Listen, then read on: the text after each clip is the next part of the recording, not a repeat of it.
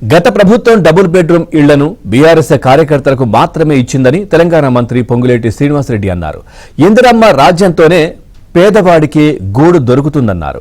నిజమైన లబ్ధిదారులకే ఇందిరమ్మ ఇళ్లు ఇస్తామన్నారు. ఇందిరమ్మ ఇళ్లకు గ్రీన్ ఛానల్ ద్వారా నిధులు ఇస్తామని పొంగులేటి అన్నారు. ఇప్పటికీ మనం ఏ గ్రామానికి వెళ్ళినా ఆ ఇందిరమ్మ ఇళ్లు దర్శనమిస్తాయి. ఏ గూడానికి వెళ్ళినా, ఏ తండాలకు వెళ్ళినా, ఎంత మారుమూల అడవిలో ఉన్న ప్రాంతానికి వెళ్ళినా ఇందిరమ్మ ఇళ్లు దర్శనమిస్తాయి.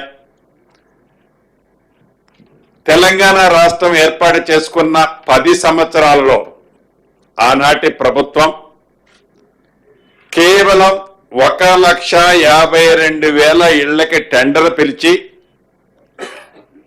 98,000 ఇళ్లు పూర్తి చేసి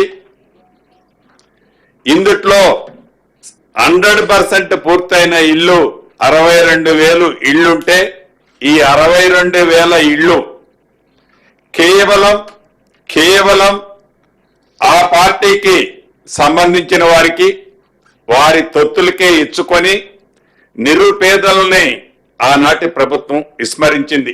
నిష్పక్షపాతంగా ప్రతి గ్రామంలో, ప్రతి డివిజన్లో, ప్రతి వార్డులో చిత్తశుద్ధితో ఈ ప్రభుత్వం ఈ కార్యక్రమాన్ని ఇవ్వాలని అనుకున్నది.